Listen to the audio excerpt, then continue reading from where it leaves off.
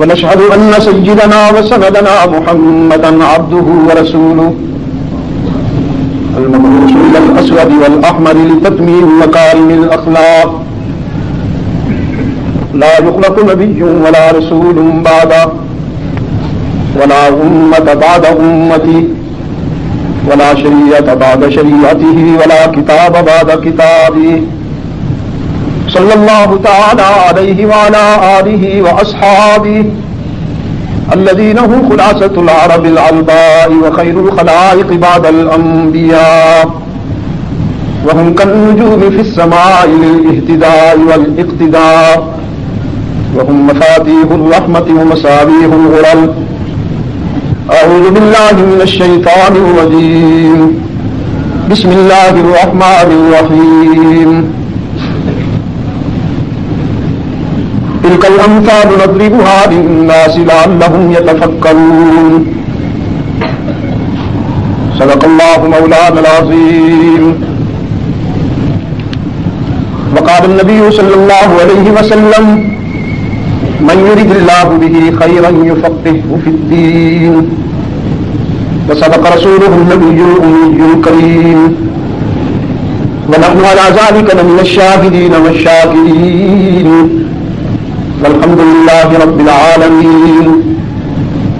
اللهم صل على محمد وعلى آل محمد كما صليت على إبراهيم وعلى آل إبراهيم إنك حميد مجيد.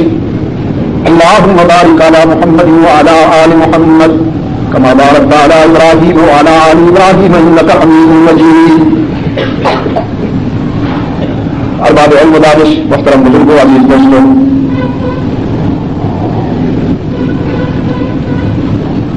آج 11 دسمبر 1997 ہم یہاں جامعہ نظامیہ توحیدیہ چاکیوارہ کراچی سندھ پاکستان میں تقسیم اسناد کی اس تقریر کی دعوت و تبلیغ کی نسبت سے جمع. اولا رب العزت کا ہم سب شکر ادا کریں کہ جس کے کرم سے ہمیں آج اس فکر انگیز نشست میں مل بیٹھنا نصیب ہوا. یہ اس کے کرم سے ہوتا ہے. ہمارے عزیز قاری خلیل احمد بنانی صاحب کو یہ معلوم ہوا تو انہوں نے مجھ سے اصرار کیا کہ میں یہاں کی کچھ اس قسم کی تقریبات میں شرکت کر لوں.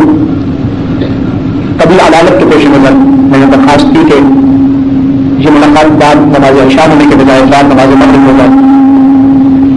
تو میرے عزیز نے کہا کہ یہ عام معمول کے خلاف ہے. میری تسلیم یہ ہے کہ بعد نماز عشاء ہوا کرتا ہے.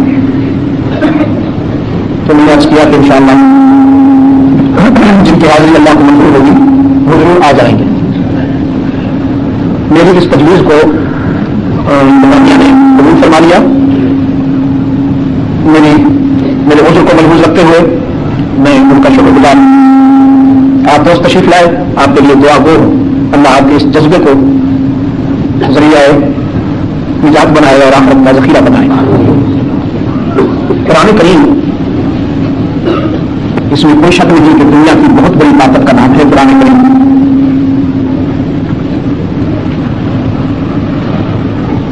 اپنے نزول سے اس وقت تک 1400 سال کا سفر کر کے قرآن کریم آپ تک پہنچائے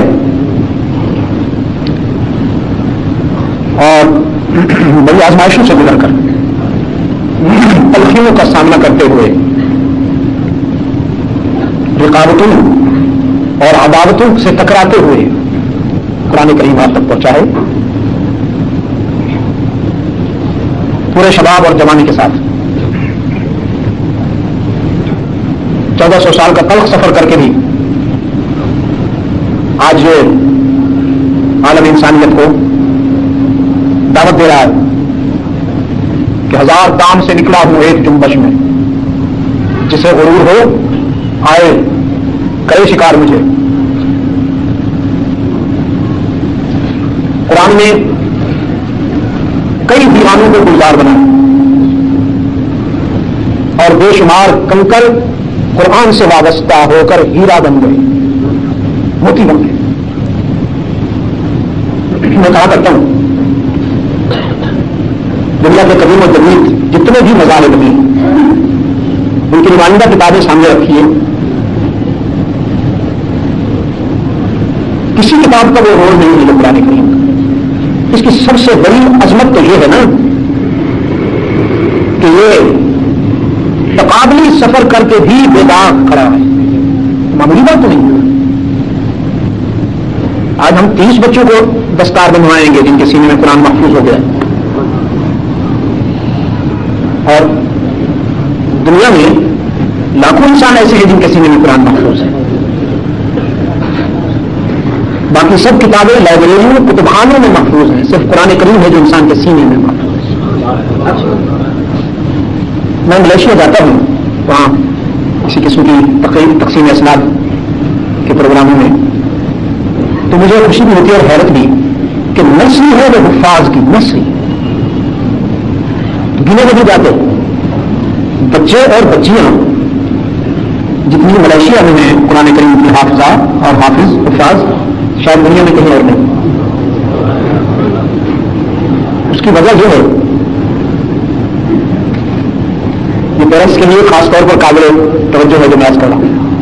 وہاں شرط ہے شادی اس وقت تک نہیں ہوگی جب تک قرآن حفظ نہ کر لو گے اور حج نہ کر لو گے، یہ ان کی ثقافتی علامت ہے، ثقافتی پہچان ہے۔ قرآن کریم حفظ کر لو پھر حج کر لو۔ چنانچہ حج میں ملیشیا کے حجاج عموماً نوجوان ہوتے ہیں، ہمارے تو بیچارے 40 چوہے کھا کے جاتے ہیں اور عمر کے اس حصے میں ہوتے ہیں کہ لبیک کے بجائے بلیک جب کچھ کر نہیں سکتے تو پھر جا کے اپنے رب سے کہتے ہیں یا اللہ اب ہم گناہ نہیں کریں گے۔ تم کر کب سکتے ہو آپ؟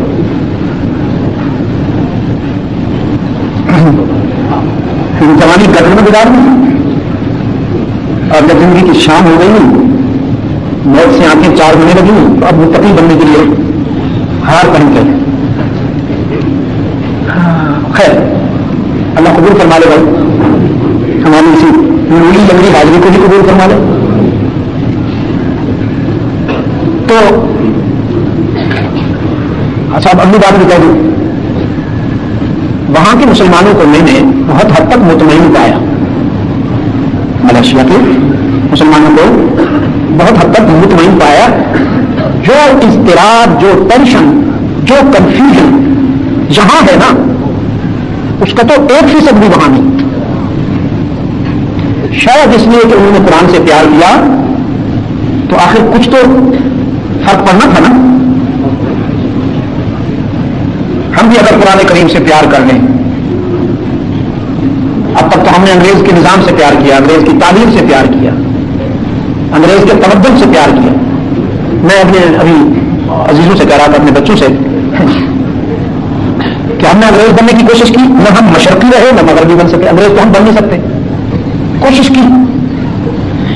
ایک چھوٹا سا طبقہ، ایک محدود سا طبقہ شاید انگریز بننے میں کامیاب ہو گیا ہو، میری معلومات ناقص، لیکن من حیث قوم ہم انگریز نہیں بن سکے۔ آپ کا کیا خیال ہے، ہم بن سکتے ہیں؟ نہیں اگر میں بزرگوں آپ سے میں پوچھ نہیں رہا، آپ بننا نہیں چاہتے، آپ سے میں پوچھ نہیں رہا، میں خود سے پوچھ رہا ہوں جن کا خیال یہ ہے کہ ترقی اور کامیابی انگریز بننے میں ہے، انگریزی سیکھنے میں، انگریزی بولنے میں، انگریزی تہذیب و تمدن اپنانے میں۔ مطلب تم تو بتیابوسی لوگ ہو، تم تو ہمیں 1400 سال پیچھے لے جانا چاہتے ہو، دنیا بہت آگے چلی گئی ہے، یہ ہماری سوچ ہے۔ اپنی جاپان میں انگریزی پڑھے بغیر کیسے ترقی کرنی میری سمجھ میں نہیں آ رہا۔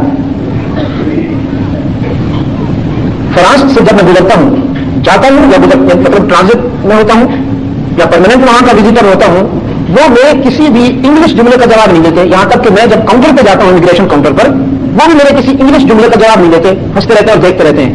ان کے ہنسنے سے یہ بات ثابت ہوتی ہے کہ وہ سمجھتے رہے ہیں، انہیں پتا ہے کہ میں کیا پوچھ رہا ہوں، لیکن وہ آنسر نہیں کرتے میرا کہ وہ ہم انگلش نہیں بولنا چاہتے۔ We don't like it. ایک نے مجھے کام میں کہہ دیا آہستہ سے کہ کوئی اور سن نہ لے، کہ ہم انگریز کو بھی انسان کا دشمن سمجھتے ہیں اور انگریزی کو بھی دشمن کی زبان سمجھتے ہیں. اور ہم نے قرآن کے علوم کے مراکز کو یتیم خانے بنا رکھا ہے اور انگریز کی زبان کے جو مراکز ہیں انہیں ہم نے بلند و بالا کر رکھا ہے. بلند و بالا کر رکھا ہے. اور اب صورت حال یہ ہے کہ نہ مشرقی رہے نہ مغربی بن سکے, بیچ میں لٹکے ہوئے. اکبر آبادی بھی عجیب آدمی تھا, کہتا ہے پھر کیک کے خیال میں سو روٹی بھی گئی, چاہی تھی شے بڑی سو چھوٹی بھی گئی, وائز کی نصیحت تو نہ مانی آخر پتلون کی تاپ میں لنگوٹی بھی گئی.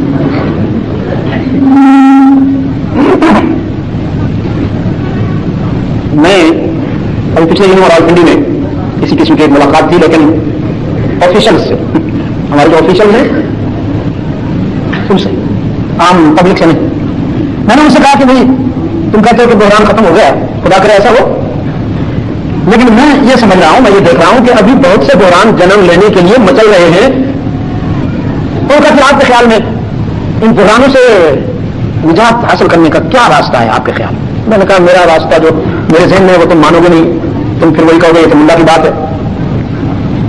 میں تم سے درخواست کرتا ہوں ایک مرتبہ قرآن کو آزماتے لو, ایک مرتبہ اس سے پیار کر کے دیکھو, اس سے دوستی لگا کے دیکھو, اگر یہ تمہاری بگڑی نہ بنا دے, جو تمہیں پسند آئے وہی سزا ہمیں دے دیجیے. کراچی کے دوستوں, اس میں کوئی مبالغہ نہیں ہے, نہ یہ افسانہ ہے نہ یہ کہانی ہے کہ قرآن نے انسان کی بگڑی بنائی.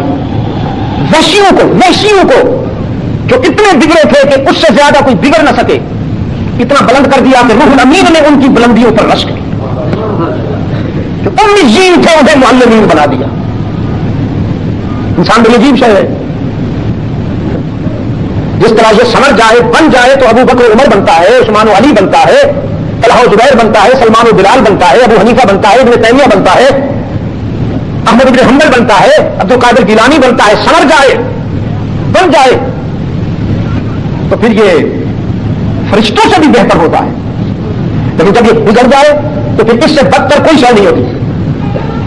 اس کا سڑنا جس طرح کے طربناک ہے, اس کا بگڑنا بھی عبرتناک. کوئی شے اتنی ذلیل, اس لیے تو قرآن کریم نے کہا وَلَقَدْ ذَرَأْنَا لِجَهَنَّمَ كَثِيرًا مِنَ الْجِنِّ وَالْإِنسِ لَهُمْ قُلُوبٌ لَا يَفْقَهُونَ بِهَا وَلَهُمْ أَعْيُنٌ لَا يُبْصِرُونَ بِهَا وَلَهُمْ آذَانٌ لَا يَسْمَعُونَ بِهَا أُولَٰئِكَ كَالْأَنْعَامِ بَلْ هُمْ أَضَلُّ. یہ مویشیوں اور جانوروں سے بھی گئے گزرے ہیں. جب یہ بگڑتے ہیں تو پھر اس سے بدتر کوئی شے نہیں ہوتی. آپ دیکھ لیجیے بگڑے ہوئے انسانوں کے کرتوت اور ان کی کاروائیاں. کوئی جانور ایسا کر سکتا ہے جیسے یہ کر رہے ہیں؟ کوئی جانور اپنے ہم جنس کو اس طرح نہیں مارتا جیسے انسان کو مار رہا ہے. کیا خیال ہے آپ کا؟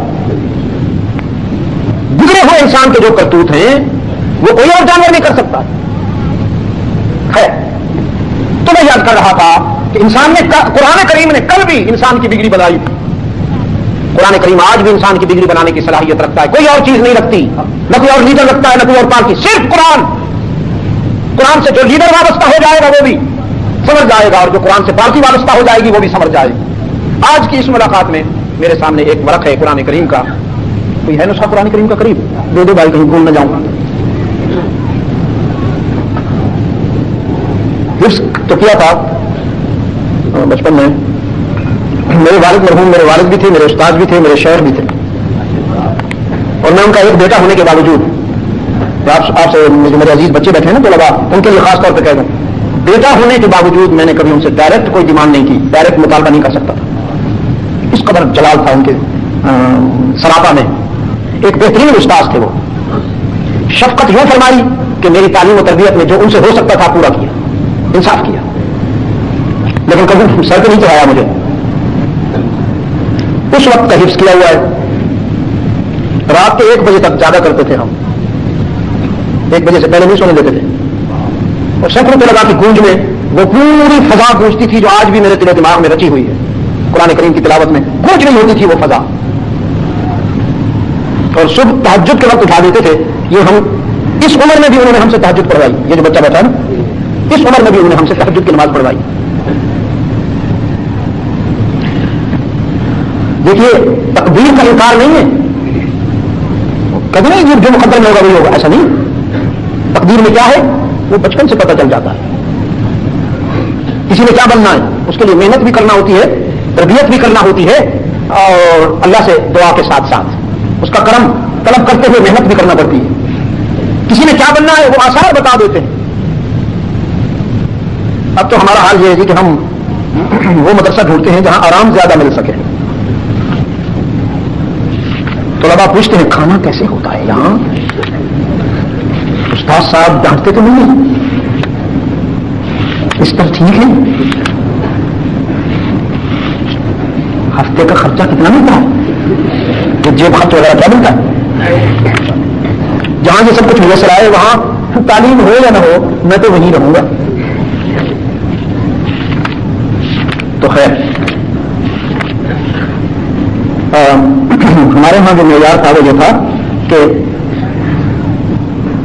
وقت کہاں صحیح معنوں میں گزارا جا سکتا ہے تعلیم کے حوالے سے. وقت تو کہیں نہیں ہوتا، ایک ایک لمحہ اس کا مصرف صحیح ہونا چاہیے، انصاف ہونا چاہیے. تلاش کیا کرتے تھے وہ ادارے. مجھے ایک دن یاد ہے، آپ کو ہنسی بھی آئے گی، اور جہاں ہم نے صرف پڑھی ہے، ماہ بھی کچھ پڑھی تھی لیکن صرف پوری دیہات میں، وہ ایسی جگہ تھی، ایسا علاقہ تھا کہ آندھی آتی تھی اور گرد و غبار آتی تھی. ہم نے ایک دن 5 مرتبہ کپڑے دھوئے، آندھی آئی، اس نے پھر ان کو ایسا کر دیا کہ ان کے رنگ کا پتہ نہیں چلتا تھا کہ یہ سفید ہے یا یہ نیلا ہے یا یہ پیلا ہے. اس طرح مٹی کی گرد جم گئی. پھر دھویا، پھر ادھر ادھر سے گھوم پھر کے آ گئی اور اپنا رنگ چڑھا کے چلی گئی. پھر دھویا تو پھر آ گئی اور اپنا رنگ چڑھا کے چلی گئی. سورہ کاف ہے، اس میں طلب علم کا ایک مرحلہ ہے، طلب علم کا ایک مرحلہ ہے. اللہ نے اپنے رسول اپنے کلیم حضرت موسیٰ سے کہا کہ میں نے اپنے ایک بندے کو کچھ رموز سکھائے ہیں. علمناہ من لدنا علما، وہ جو کہتے ہیں علم لدنی، وہ کیا ہوتا ہے؟ جو کسی استاد سے نہ سیکھا جائے، براہ راست اللہ کا کرم ہو جائے، جو رب العزت کی طرف سے حاصل ہو جائے. تو علمناہ من لدنا علما، ہم نے اپنے ایک بندے کو محض اپنے کرم سے کچھ رموز سکھائے ہیں، کچھ اسرار سکھائے ہیں. تو کلیم اللہ نے عرض کیا یا اللہ میں اس سے ملوں؟ فرمایا کیوں نہ ملو؟ تو آ گئے. مختصر کر رہا حضرت اس کے پاس، ہاں اس لیے میں نے آپ سے پوچھا. خضر نہیں ہے، خضر ہے. خے پر زبر، زاد پر زیر، یہ زاد ہے یا لواد ہے؟ کچھ حضرات کہتے ہیں لواد پڑھنا چاہیے. میں نے کہا ٹھیک ہے جی لواد ہی پڑھنا چاہیے. پھر آپ کو آئندہ حضرت صاحب کے بجائے حضرت صاحب بولا کریں گے. جی ضروری ہے کہ بجائے ضروری ہے بولا کریں گے. حضور کے بجائے حضور کیسی طبیعت ہے بھائی؟ اصل بات یہ ہے کہ یہ فنی بات ہے، لڑائی جھگڑے کی بات نہیں ہے. واد کا مخرج ذرا مشکل ہے، باقی تمام حروف کے مقابلے میں واد کو ادا کرنا ذرا مشکل ہے. قرآن حضرات سکھاتے کہ دونوں دانتوں کے بیچ میں زبان لے جانی ہے، نہ اوپر لگے نہ نیچے لگے، بیچ میں رہ کر وہ واد ادا کرے. اب یہ ہر ایک کو تو آتا نہیں ہے، تو جس کو یہ مخرج ادا کرنا نہیں آتا پھر وہ واد کہہ دیتے ہیں اور اللہ سے کہتے ہیں ہم وہی بول رہے ہیں تو سمجھ لینا. ہمارا مطلب اس سے کیا ہے؟ واد ہے، لیکن چونکہ وہ ہمیں ادا کرنا نہیں آتا تو سمجھ لے. تو بھائی جس کو ادا کرنا نہیں آتا وہ تو مجبور ہے پڑھنے پر، لیکن جس کو ادا کرنا آتا ہے، یہ مخرج وہ جانتا ہے، وہ کیوں ادا کرے؟ آپ مجھے بتائیے. تو یہ لڑائی جھگڑے کی بات نہیں ہے، یہ خالصتاً فنی بات ہے. تو یہ کہاں سے چل پڑی کی بات ہے؟ حضرت موسیٰ علیہ السلام. خضر را ساکن، واد کے نیچے زیر اور خے کے اوپر زبر، خضر. سیدنا خضر یہ عبداللہ ہے. قرآن کریم نے اتنی اطلاع دی ہے کہ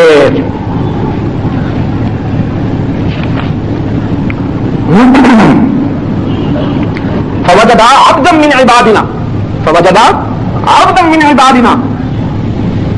تو یہاں قرآن کریم نے صرف اتنا بتایا کہ وہ ہمارے بندوں میں سے ایک بندہ تھا. اب کچھ حضرات کہتے ہیں وہ نبی تھا. بھائی کیوں خام خواہ جو قرآن نے بتایا اسی پہ انحصار کر لو نا بس. اللہ کا بندہ ہونا بھی تو بہت بڑی عزت ہے. اور پھر ایک وہ بندہ کہ جو اللہ کا بندہ بذات خیش ہے اور ایک وہ بندہ کہ جسے رب کہتا ہے یہ میرا بندہ ہے، بڑا فرق ہے. تو سیدنا خضر وہ بندے ہیں اللہ کے کہ جنہیں اللہ جن کی بندگی کو اللہ نے خود ظاہر کیا ہے کہ یہ واقعی میرا بندہ ہے، اس نے بندگی کا حق ادا کیا ہے. ان کے پاس حضرت موسیٰ علی نبینا علیہ التسلیم آئے کہ وہ اسرار و رموز جو اللہ نے آپ کو بتائے ہیں میں سیکھوں. سیدنا خضر نے حضرت موسیٰ کا استقبال کیا، انہیں خوش آمدید کہا، ملے، جو تقریب اس وقت ہوا کرتی وہ کی. اس کے بعد فرمایا کیسے تشریف لائے؟ فرمایا قال له موسى هل اتبعك على ان تعلمني مما علمت رشدا. اللہ نے آپ کو جو رموز سکھائے ہیں، علم دیا ہے، میں وہ معلوم کرنے آیا ہوں. قال انك لن تستطيع معي صبرا. سیدنا خضر نے فرمایا دیکھو میری رفاقت میں جو تم رموز سیکھنے کے لیے وقت گزارو گے نا، اندیشہ ہے کہ صبر نہیں کر پاؤ گے، صبر نہیں کر پاؤ گے. کیوں؟ نبی ناقص نہیں ہوتے، نبی بہانا پہلو کامل ہوتے ہیں. میں اور آپ تو ایک دوسرے کو کہہ دیتے ہیں کہ صاحب آپ یہ نہیں کر سکیں گے، لیکن کسی نبی کو، کسی اللہ کے رسول کو یہ کہنا کہ آپ یہ خیر نہیں کر سکیں گے، قرآن کریم نے اس کی خود وضاحت کر دی. کیونکہ قرآن کریم کی شان یہی ہے کہ یہ اپنے باز کی تفسیر اپنے ہی باز سے کرتا ہے. کیف تصبر علی ما لم تحط به خبرا. آپ صبر نہیں کر پائیں گے اس لیے کہ آپ کے پاس علم شریعت ہے، کھلا ڈھلا بالکل واضح علم شریعت، اور میرے پاس علم لدنی ہے. میں کچھ ایسے کام کروں گا، ایسے میرے ہاتھوں سے کام ہوں گے کہ جو آپ کے علم شریعت سے ٹکرائیں گے. تو جو کام آپ کے علم شریعت سے ٹکرائے گا آپ تو چپ نہیں رہیں گے نا. اور میری رفاقت میں رہنے کے لیے شرط ہے کہ چپ رہا جائے، بولا نہ جائے، میں جو کچھ بھی کروں خاموش رہا جائے.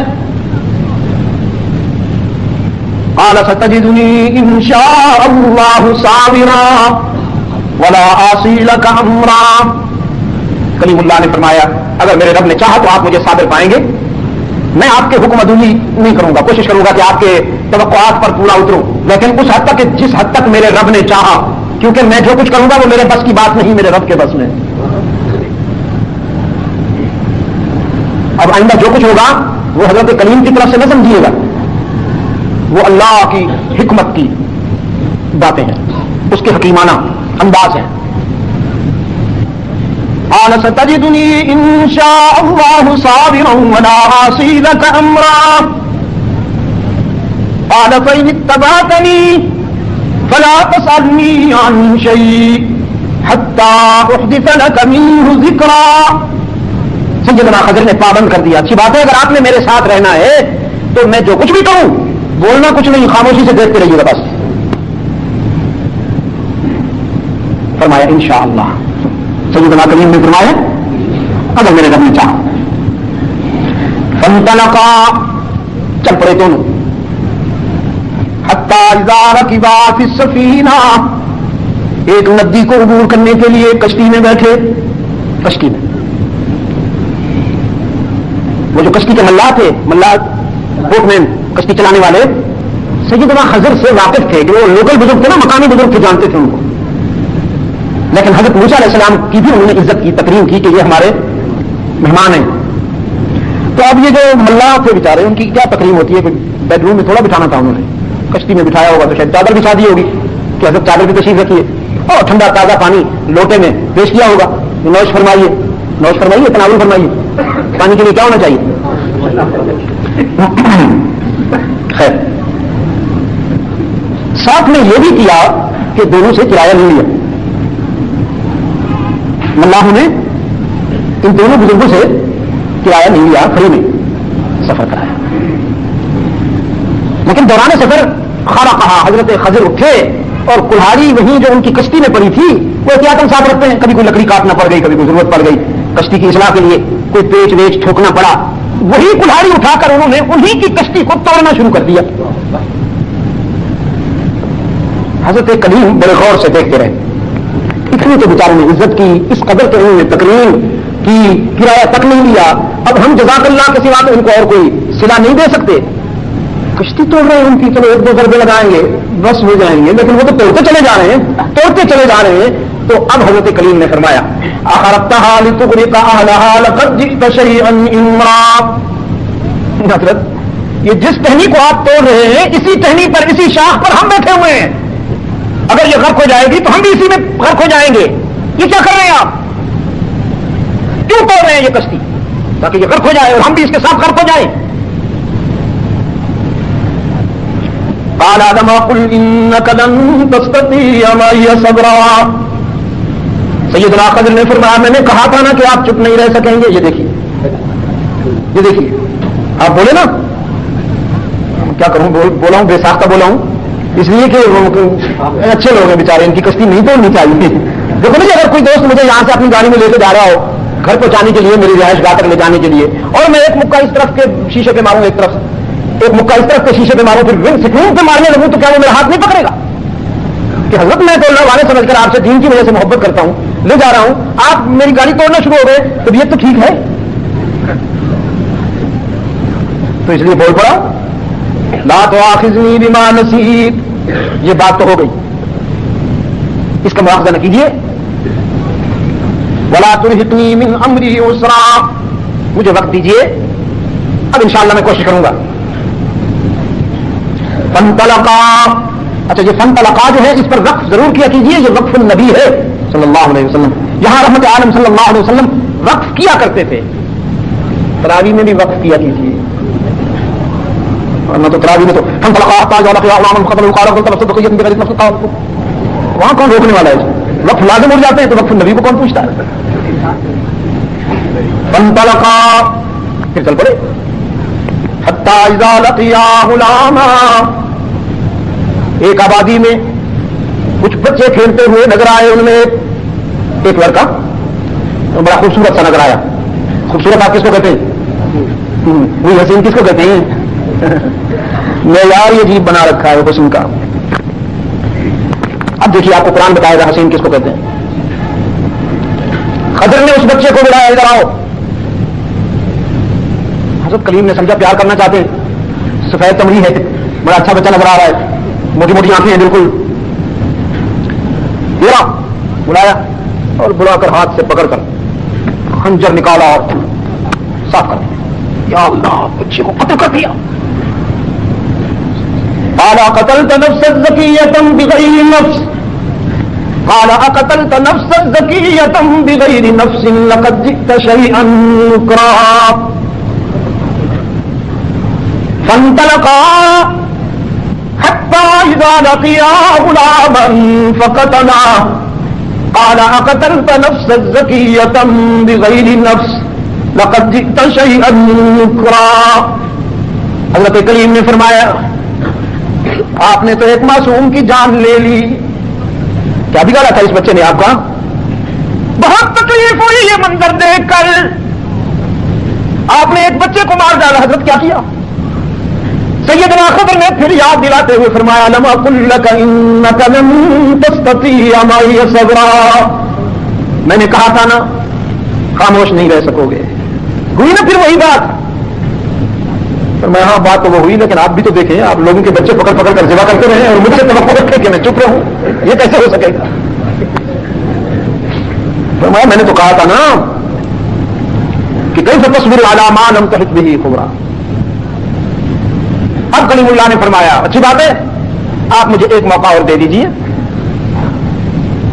ان سألتک عن شیء بعدها. اب اگر میں بولوں فلا تصاحبنی تو بے شک مجھے علیحدہ کر دیجیے گا. قد بلغت من لدنی عذرا حتی اذا اتیا اہل قریہ. ایک بستی میں آئے، دن بھر سفر کیا، تپتے ہوئے صحرا میں دہکتی ہوئی ریت اور تحت نظر ویرانہ عبور کرتے ہوئے دن بھر سفر کیا. شام کو ایک بستی میں آئے. کلیم اللہ نے سوچا یہ بستی والے بھی کشتی والوں کی طرح علماء شناس ہوں گے، قدردان ہوں گے، لیکن وہ بستی والے تو وہ تو کوئی پہنچے ہوئے لوگ تھے.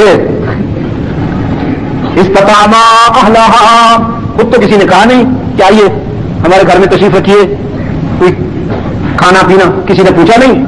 انہوں نے خود بستی والوں سے کہا کہ میاں کوئی کھانا مل جائے گا، ہم پیمنٹ کریں گے، پیسے دیں گے، پیسے لے کر کچھ کھانا دے سکتے ہو ہمیں؟ فَأَبَوْا أَن يُزَيِّفُوهُمَا، انکار کر دیا بدبختوں نے، کوئی کھانا نہیں ملے گا، اٹھاؤ بستر چلو. پتہ نہیں بستر تھا بھی صحیح کے ساتھ، لیکن جب جس طرح محاورے میں بولا جاتا ہے چلے جاؤ یہاں سے، ہوتے ہیں نا کچھ ایسے کرم فرما بھی، یہ نئے نہیں پرانے ہیں، چلے جاؤ یہاں سے، کوئی کھانا پینا کچھ نہیں ملے گا یہاں، ہم سب اشاق ہیں. یہ حلوائیوں کی بستی ہے، شہدائیوں کے لیے کوئی گنجائش نہیں. مجاور رہتے ہیں یہاں، مجاہد چلے جائیں. حضرت کلیم کی طبیعت میں جلال تو عمدہ، طبیعت میں جلال تو آیا کہ ان سب کی طبیعت صاف کر دوں، لیکن یاد آیا آخری چانس ہے، آخری موقع ہے. صبر کیا، جانے لگے تو حضرت خضر کی نظر ایک دیوار پہ پڑی جو جھکی ہوئی تھی، گرنے والی تھی. فوجدا فیہا جدارا یرید ان ینقض، جھکی ہوئی تھی، گرنے والی تھی. تو حضرت خضر نے فرمایا چادر رکھ دی، فرمایا کہیں سے پانی لاؤ نا، پانی لاؤ کہیں سے، پتھر بھی اٹھا کے لاؤ. کیوں حضرت؟ ہم نے تو حکم اخراج ہے، شہر چھوڑ دو. فرمایا ہم یہ دیوار بنائیں گے پھر جائیں گے.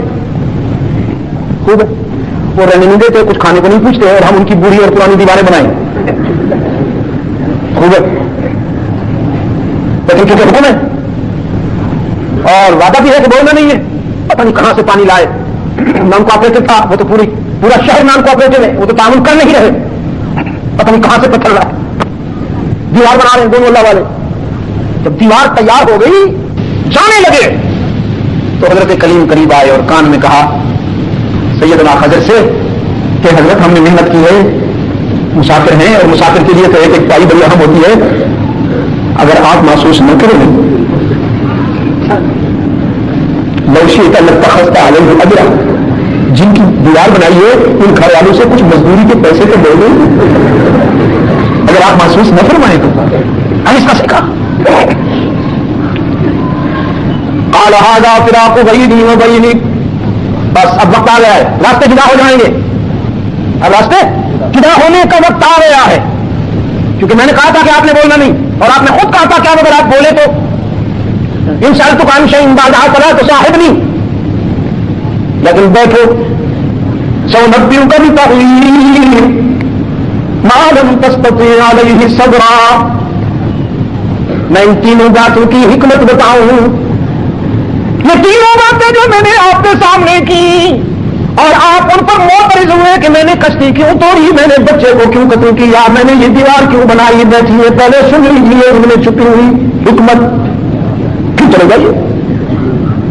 اما السفینہ، وہ جو کشتی تھی، فقالت لغلامین، فقالت لمساکین. اب غور کرنے کا وقت آ گیا ہے آپ کے لیے. تلک الامثال نضربها للناس لعلهم يتفکرون. اللہ نے یہ باتیں اس لیے نہیں بیان کی کہ آپ مزہ لینے کے لیے سنیں، اس میں بہت بڑا سبق ہے ہمارے لیے. اگر ہم اس کو اپنی زندگی کے سفر میں روشنی بنا لیں، چراغ بنا لیں، تو ہماری زندگی ٹھوکروں سے بچ جائے اور اندھیروں سے بچ جائے. قرآن بہت بڑی بات سمجھا رہا ہے. آپ کے غور کرنے کا وقت آ گیا. بار والے دوست بھی اور اب دفاع دوست بھی. فرمایا اما السفینہ، وہ جو کشتی تھی، فکانت لمساکین یعملون فی البحر، وہ چند حلال خور مسکینوں کی ملکیت تھی جو محنت کش تھے اور یہ ان کا ذریعہ معاش تھا. دیکھنے میں تو وہ ملا کم میں، دیکھنے میں تو وہ کشتی چلانے والے ملا تھے، لیکن کلیم وہ سب کے سب اللہ کے پیارے بندے تھے، اولیاء اللہ تھے. دیکھا قرآن کریم نے یہ بات بتا دی نا، ولایت کے لیے خانقاہ ضروری نہیں، گدی ضروری نہیں، سٹائل ضروری نہیں، جبہ و دستار ضروری نہیں، یہ تو سب پروفیشنل سٹائل ہے، پروفیشنل کاروباری نشان ہے یہ سب. ولایت کے لیے سب سے بڑی بات دل کا رابطہ اللہ سے صحیح ہونا چاہیے، زبان پہ کبھی جھوٹ نہیں آنا چاہیے، اور رزق حلال ہونا چاہیے، تعویذ بیچ بیچ کر نہیں، محنت کر کے رزق حاصل کرنے والے اللہ کے پیارے بندے ہوتے ہیں، اس لیے تو بیچارے مختصر سے ہوتے ہیں، اور جو تعویذ فروش ہوتے ہیں لینڈ کروڑوں کی دھول سے دیکھ کے پناہ مانگتی ہے، یا اللہ اس بلا سے بچانا، اسے کہیں اور نہیں ہو جانا، یا اللہ اسے کسی ٹرین کے نیچے سلانا، سردی کا پہاڑ لگتے ہیں کمبل، ہاں، اور محنت کش کبھی آپ کو موٹا نہیں ملے گا، توڑ نہیں ملے گی آپ کو کسی مزدور کی۔ یہ دیکھیے اس سے بڑھ کر کیا چیز ہوگی جو میری بات کے لیے سنت بن سکے۔ علماء کو دعوت دیتا ہوں، حلقہ رسالت میں مجھے کوئی ایک بھی شخص دکھا دو جس کی توڑ نکلی ہوئی، کسی ایک صحابی کو آپ غیر متوازن جسم والا بھی نہیں پائیں گے، اس لیے کہ وہ سب کے سب مجاہد بھی تھے اور محنت کش۔ انہوں نے قوم کی جیبوں پہ نظر نہیں رکھی، اور نہ ان کا یہ نعرہ تھا کہ مست کلندر سب کچھ اندر، بنا آدم نہ دھوکا نہ ہم، کمائیں گے احمد کھائیں گے ہم، یہ ان کا نعرہ ہے۔ تو ولی اللہ کون ہوتا ہے بھائی؟ یاد کر کے جاؤ گے نا میری بات، بھول جاؤ گے۔ ولی اللہ کون ہوتا ہے؟ جو جس کے مقام میں صدق ہو، بولنے میں سچائی ہو، اور رزق حلال کا کھائے، اور جو رابطہ اللہ سے صحیح ہو۔ فرمایا وہ محنت کش تھے، رزق حلال کمانے والے تھے، اور یہی کشتی ان کا ذریعہ معاش تھی۔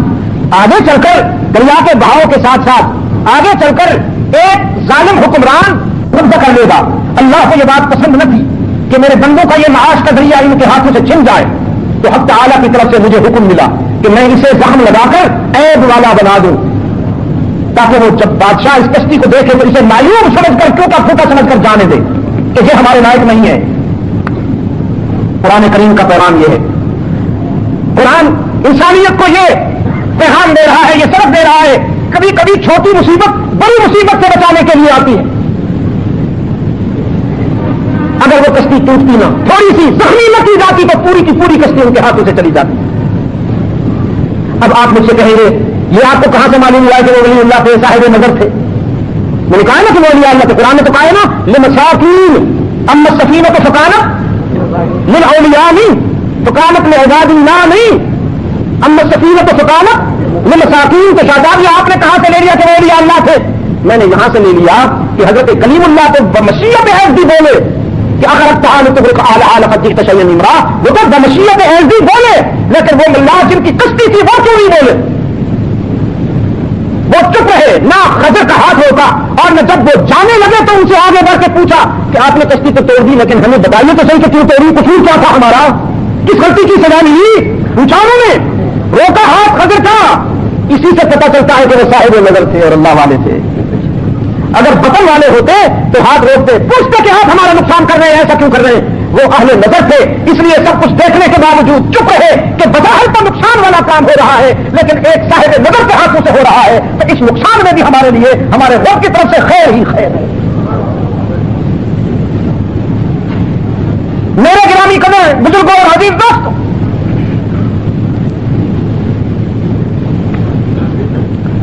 قرآن کریم نے فرمایا آسان تحبوا شیئا وہو خیر لکم وآسان تکرہوا شیئا وہو شر لکم۔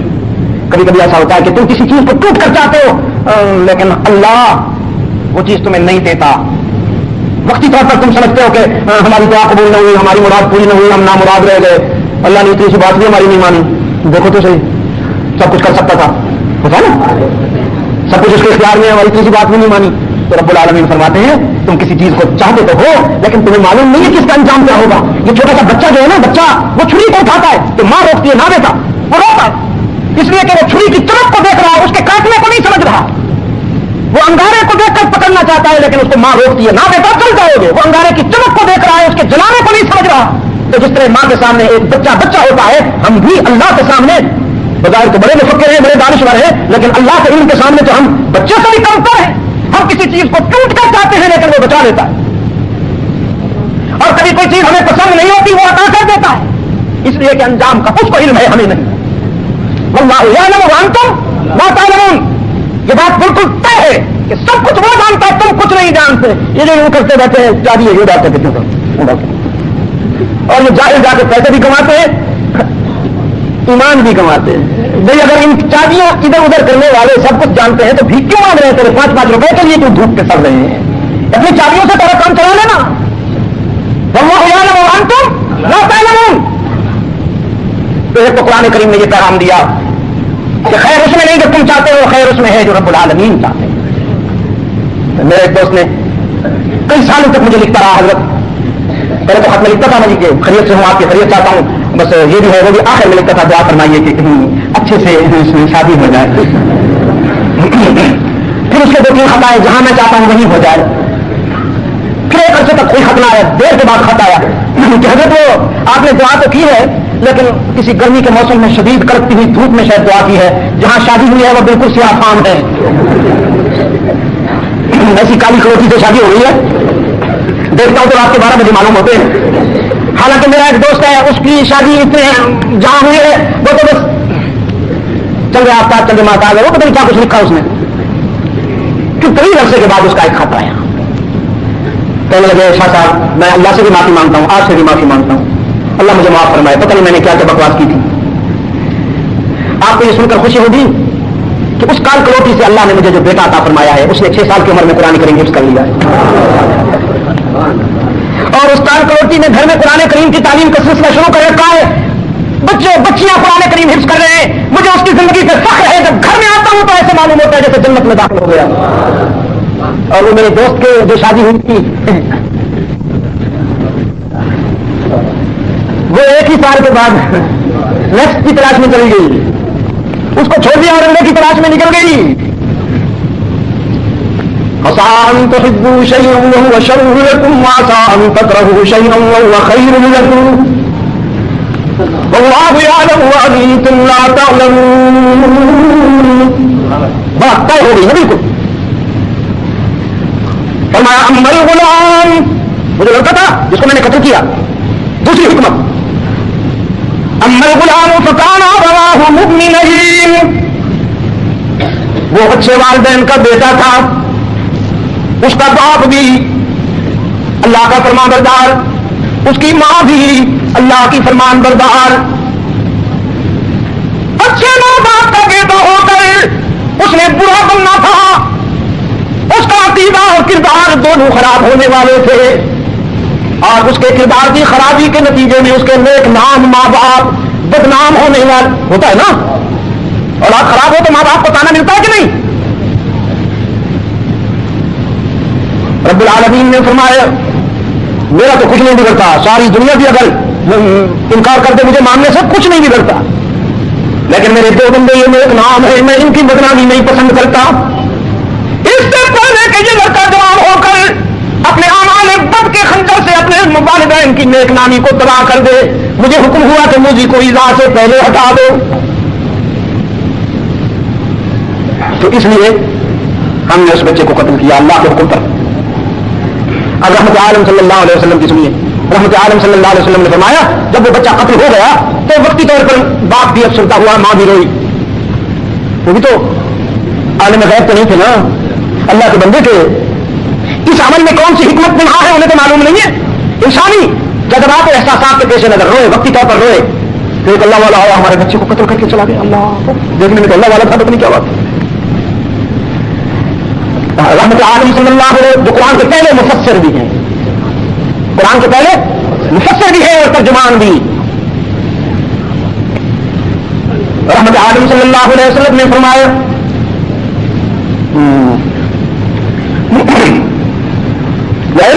فارضنا ان يبدلهما ربهما خيرا منه زكاة واقرب رحما. ہم نے اس بچے کو تو قتل کر دیا لیکن اللہ سے دعا کی یا رب العالمین میں بہتر عطا فرما.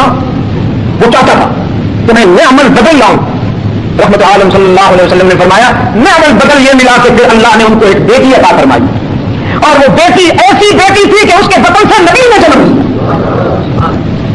وہ یوں بھی تو کرتا ہے نا کبھی، ہر بیٹا رحمت نہیں ہوتا، ذرا کیجیے فاحذروہم کہا نا قرآن میں ان من ازواجکم واولادکم عدو لکم فاحذروہم، ڈرتے رہا کرو، یہ تو تمہارے گھر میں بچہ پل رہا ہے، یہ بڑا ہو کر تمہارا دوست بنے گا کہ دشمن بنے گا، تم نہیں جانتے ہو، وہ جانتا ہے۔ اس لیے اللہ سے دعا کیا کرو کہ یا اللہ اس کو میرا بھی وفادار بنا اور اپنا بھی وفادار بنا۔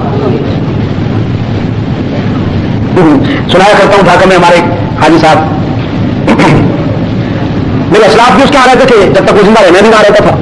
ایک دن ہم دیر سے آئے رات کو کانفرنس سے، 2 بج رہے تھے رات کے، جب میں آ کے بستر پہ بیٹھا تو حاجی صاحب بھی میرے قریب آ کے بیٹھے، فرمانے لگے شاہ صاحب آپ دعا کے لیے ہاتھ اٹھاتے ہیں، لاکھوں لوگ ہوتے ہیں،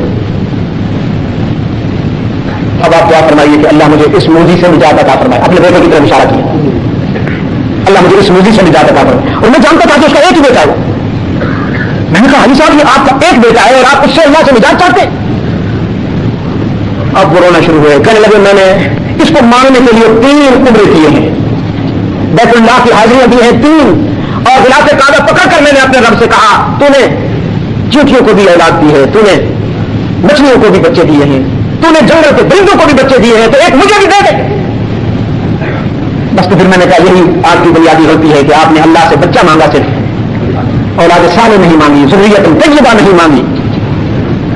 خیر ہو گئی، رات گزری، صبح ناشتے کے لیے جب ہم آ کے بیٹھے ہیں تو وہی نوجوان جب ناشتے کی چیزیں لا رہا تھا، حاجی صاحب گھر میں تھے، تو میرے کان میں آ کے کہتا شاہ صاحب ڈھاکہ میں جتنے جتنے بزرگ تھے وہ سب اللہ کو پیارے ہو گئے، آپ دعا کیجیے کہ میرے والد صاحب بھی اللہ کو پیارے ہو گئے۔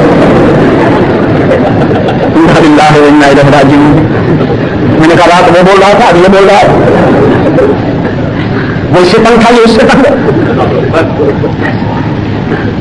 اللہ آپ کی اولاد کو صالح بنائے۔ مجھے اجازت دیجیے، میرا دل کر رہا ہے، میں دل سے آپ سے یہ درخواست کروں کہ اپنے بچوں کو قرآن سے وابستہ کر دیجیے، خدا کی قسم وہ ان کی زندگی بھی سمجھ جائے گی، آپ کے لیے بھی دعا گو رہیں گے، پوری زندگی دعا گو رہیں گے، انہیں قرآن سے محروم نہ کیجیے۔ فرمایا اما غلام فقال ابواه مؤمنين فخشينا ان يرهقهما طغيانا وكفرا فأردنا ان يبدلهما ربهما خيرا منه زكاة وأقرب رحما واما الجدار فكان لغلامين يتيمين في المدينة۔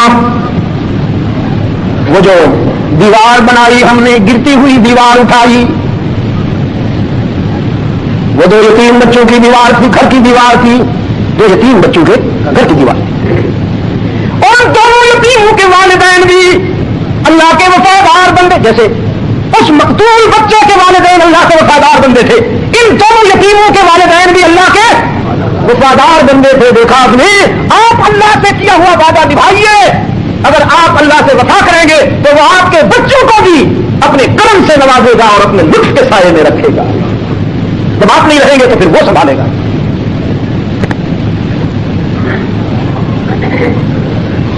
وَقَانَ تَحْتَهُ كَنْزٌ لَهُمَا، اس دیوار کے نیچے خزانہ تھا، خزانہ کنز۔ وَقَانَ أَبُوهُمَا صَالِحًا،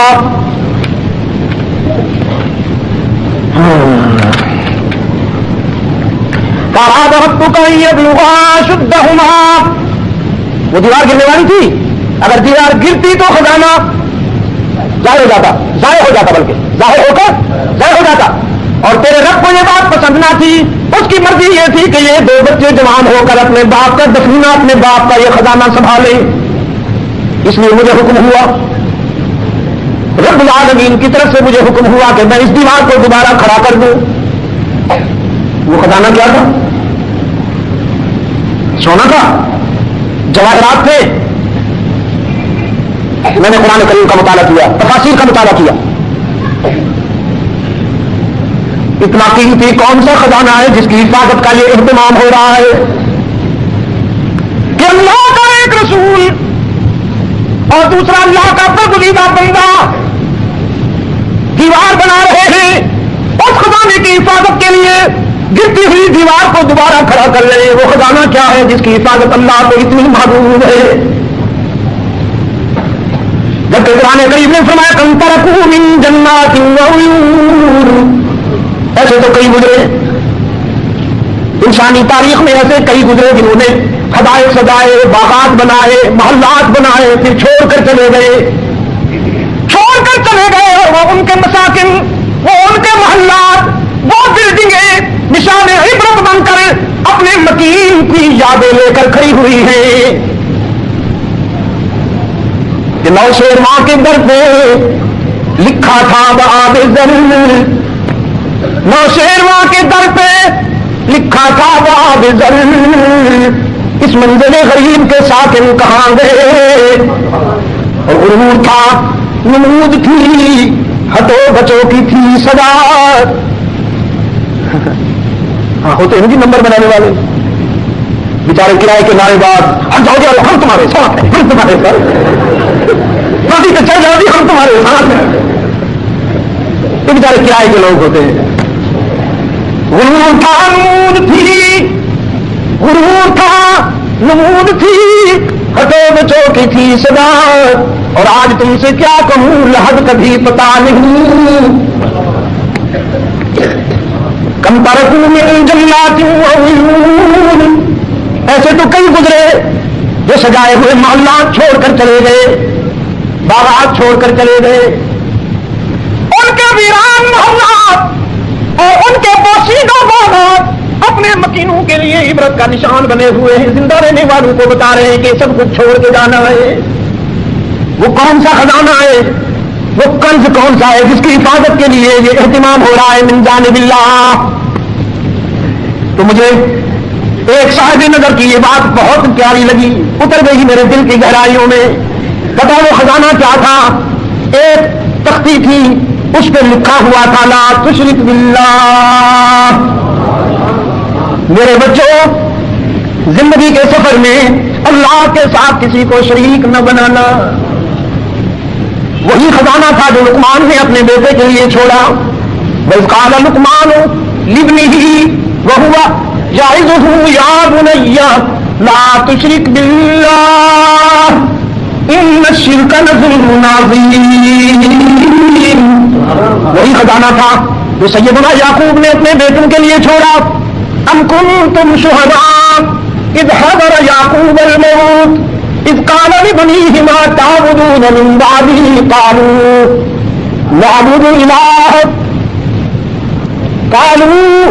نَعْبُدُ إِلَٰهَكَ وَإِلَٰهَ آبَائِكَ إِبْرَاهِيمَ.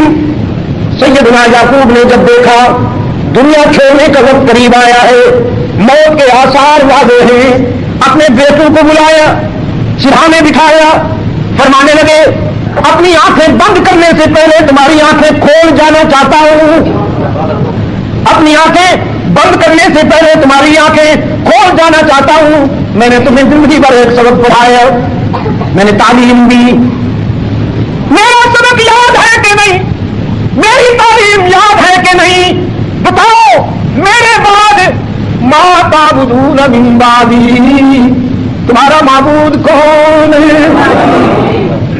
اللہ سلامت رکھے آپ کو، آپ کی دنیا اور آخرت کو کامیاب بنائے. آپ نے جواب دے کر مجھے صحت مند بنا دیا،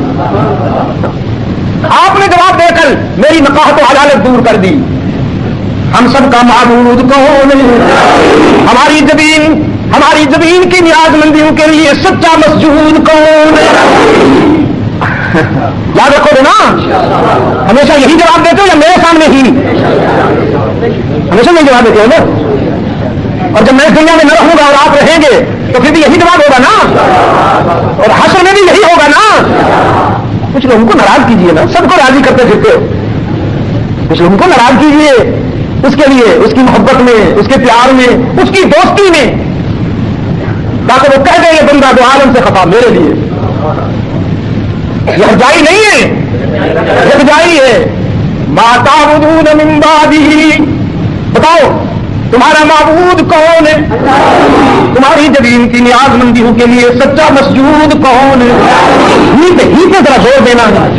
اجم بیمار ہو گیا، عجم بیمار ہو گیا، وہ کہتا ہے اللہ بھی، اور اس کے پیارے بھی. اللہ کا سجدہ عبادت والا اور اس کے پیاروں کا سجدہ تعظیم والا. قرآن کہتا ہے مسجود کون؟ لا تسجدوا للشمس ولا للقمر واسجدوا للہ الذی خلقہم. سورج کی تابانی اچھی لگی، چاند کی درخشانی اچھی لگی، چاندنی نے تمہیں متاثر کیا تو تمہارے نفس نے کہا اسی کا سجدہ کر لوں. سورج کی تابانی نے تمہیں متاثر کیا، نفس نے چاہا اسی کے آگے جھک جاؤں. قرآن رہنما بن کے آیا، قرآن نے کہا نہ ادھر نہ ادھر، اس کے بنانے والے کے آگے جھک جا. جس نے ان کو بنایا وہ کتنا حسین ہے. تجھے چاند کی تابانی نے متاثر کیا، تجھے سورج کی درخشانی نے متاثر کیا، لیکن تو نے نہیں سوچا کہ اس کا بنانے والا کتنا حسین ہوگا. اللہ نور السماوات والارض ما تعبدون من بعدہ. ہی پہ ذرا ضرب دائیں بائیں دیکھ کے کوئی بھی کا بیمار چپ بیٹھا ہو یا حیران بیٹھا ہو تو اس سے بھی کہہ لے آئیے ہماری جدید کی نیاز مندیوں کے لیے سچا مسجود، ہماری جدید کی نیاز مندیوں کے لیے سچا مسجود، ہر جگہ موجود علام الغیوب، سار ساز و دستگیر، حاجت روا و مشکل کشا، عزت دینے والا، بیماریاں دور کرنے والا، تانا دیے بغیر معاف کر دینے والا. باقی جہاں جاؤ گے لوٹے جاؤ گے. کراچی کے مظلوموں، کراچی کے مظلوموں جہاں جاؤ گے لوٹے جاؤ گے. آستانے سجے ہوئے ہیں، جھنڈیاں رنگین ہیں، چادریں قیامت خیز ہیں، بھوکے بھوکے ساری نہیں جاتی، جھنڈیاں رنگین، چادریں حسین، اور بیٹھے ہوئے ہیں. کچھ لے کے آؤ گے تو کچھ لے کے جاؤ گے، خالی ہاتھ آؤ گے تو خالی ہاتھ جاؤ گے. پتہ نہیں کون سی آیت کا ترجمہ ہے، کسی آیت کا ترجمہ نہیں، اس کی آواز ہے، اس کی کمبر. کہتے ہیں ڈائریکٹ نہیں سنتا، ان ڈائریکٹ. لوگ کہتے ہیں کچھ لے کے آؤ گے تو کچھ لے کے جاؤ گے، وہ کہتا ہے کچھ نہ لے کے آؤ سب کچھ لے کے جاؤ، خالی ہاتھ آؤ دامن بھر کے جاؤ. کچھ نہ دیے بغیر معاف کر دینے والا کون؟ سب کے میرے پار لگانے والا کون؟ سب محتاج سب فقیر غنی کون؟ سب ناقص کامل کون؟ سب محتاج مستغنی اور داتا کون؟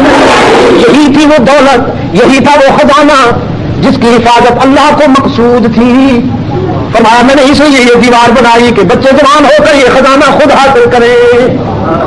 تو میرے بچوں نے وہ خزانہ الحمدللہ حاصل کر لیا ہے. 30 بچے آؤ لاؤ آپ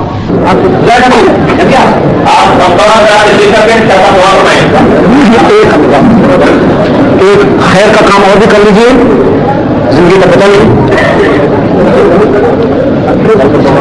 وہ کل صاحب کل کے پروگرام کے لیے کچھ کہنا چاہتے ہیں، آئیے.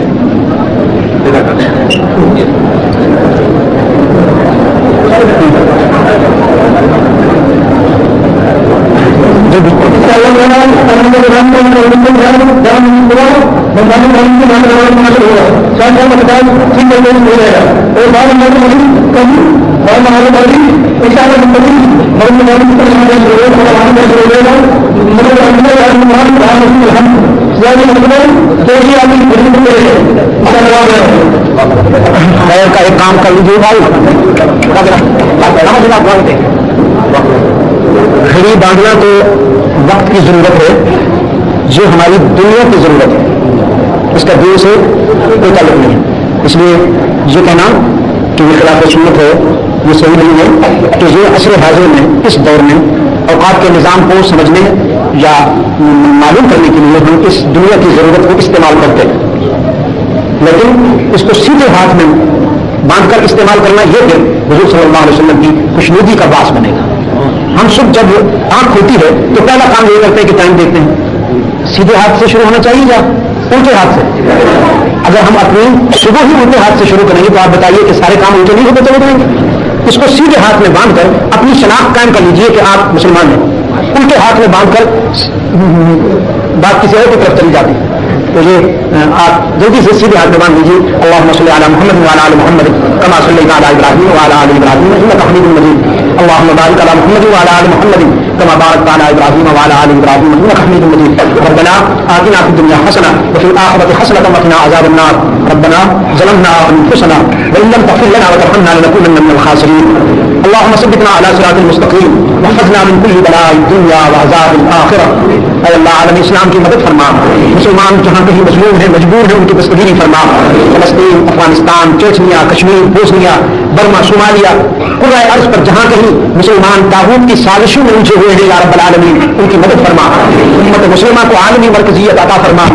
پاکستان کو قرآن و سنت پر مبنی آئین عطا کر کے امن و سلامتی کا گہوارہ بنا. اے اللہ وطن عزیز کو اندرون اور بیرون خطرات سے محفوظ و معمول فرما. تمام روحانی جسمانی بیماروں کو اپنے فضل و کرم سے شفاء کاملہ عطا فرما. کچھ احباب نے خاص طور پر اس سلسلہ میں کہا ہے، درخواست کی ہے، میرا رب ان سب کو جانتا ہے، یا اللہ ان کو شفاء کاملہ عطا فرما. تمام دینی مراکز اور مشاغل کو اپنے کرم سے ترقی، فروغ اور استحکام عطا کرنے کے ساتھ ساتھ اس ادارے کو جس کے آج ہم تقسیم اسناد کے حوالے سے منعقدہ اس تقریب میں جمع ہیں، جامعہ نظامیہ توحیدی یاد ہوگی، اپنے کرم سے اپنے فضل سے مالا مال فرما. اسے منتظمین اور معلمین کی توقعات سے کہیں زیادہ کامیابیاں عطا فرما. جن بچوں نے قرآن کریم کی تحفیظ مکمل کر لی ہے یا اللہ اب ان کو قرآن کریم کی تفہیم کے لیے بھی توفیق عطا فرما. یہ حافظ تو بن گئے ہیں، قاری بھی بنے اور قاری کے ساتھ ساتھ عالم بھی بنے اور عالم کے ساتھ ساتھ عامل بھی بنے، قرآن کے حامل بھی بنے اور قرآن ان کی پوری زندگی قرآن کریم کے انوار سے منور نظر آئے. ان کے والدین، ان کے اساتذہ اور وہ لوگ کہ جو اس ادارے کے سرپرست ہیں جن کے تعاون سے یہ شمع روشن ہے، میں ان سب کو مبارکباد دیتا ہوں. اللہ آپ